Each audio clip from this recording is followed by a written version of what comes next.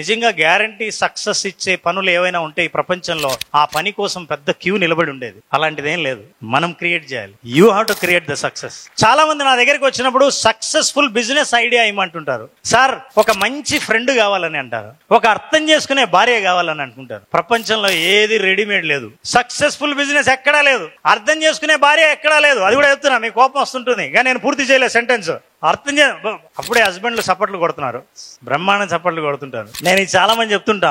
ఒక husband doctor దగ్గరికి వెళ్ళండి, డాక్టర్ గారు మా ఆవిడికి చెవుడండి, ఆవిడకి మెడిసిన్ ఇవ్వండి అని. డాక్టర్ దగ్గరికి వెళ్ళి డాక్టర్ గారు మెడిసిన్ ఇవ్వండి అంటే, అదేంటి మీ ఆవిడని తీసుకురండి, మా ఆవిడకి చెవుడండి మీరు మెడిసిన్ ఇవ్వండి అంటే, అదేంటండి మీ ఆవిడ రాకుండా మీరు మెడిసిన్ అడిగితే ఎలా ఇచ్చేది, మీ ఆవిడ తీసుకొస్తే టెస్ట్ చేసి ఇస్తాను. లేదు డాక్టర్ ఆవిడతో పెద్ద ప్రాబ్లం, రమ్మంటే రాదు డాక్టర్ దగ్గరికి, ఆవిడ చెవుడు ఉంది, మీరు ఎలాగైనా సరే టాబ్లెట్ ఇస్తే ఆవిడకి ఇస్తాను. పేషెంట్ టెస్ట్ చేయకుండా ఇవ్వడం చాలా కష్టం అండి, టెస్ట్ చేయవలసిందే అని. సార్ మీ ఫీజు 500 కదా, నేను 1000 రూపాయలు ఇస్తాను, మీ టాబ్లెట్ ఇచ్చేయండి.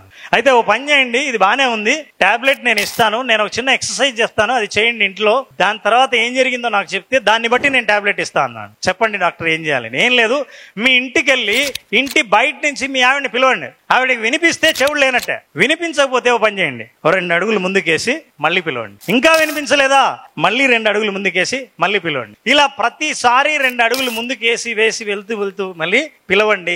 ఎంత దగ్గరగా వెళ్ళి మీరు పిలిస్తే ఆవిడకి వినిపించిందో ఆ దూరం నాకు చెప్తే దూరాన్ని బట్టి కరెక్ట్ మెడిసిన్ నేను ఇస్తాను. ఎవరికి? డాక్టర్కి సపోర్ట్ కొట్టారా? అప్పుడు మనవాడు, సార్ ఫెంటాస్టిక్ అడ్వైస్, నాకు ఇంతవరకు ఇట్లాంటి సలహా ఎవరు ఇవ్వలేదు, ఈ రోజే నేను చేస్తానండి ఇంటికి వెళ్ళి అని. ప్రాబ్లం ఉన్న వాళ్ళు ఎవరైనా మీరు కూడా ట్రై చేయొచ్చు. ఓకే, మనవాడు ఇంటికి వెళ్ళాడు, బయట నుంచి పిలిచాడు, లక్ష్మి ఏం చేస్తున్నావు?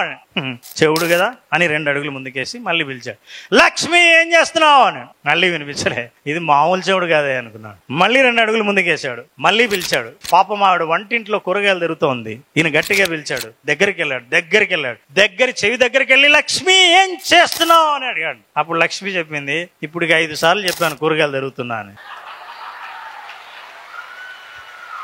వా ఏమి సంతోషం.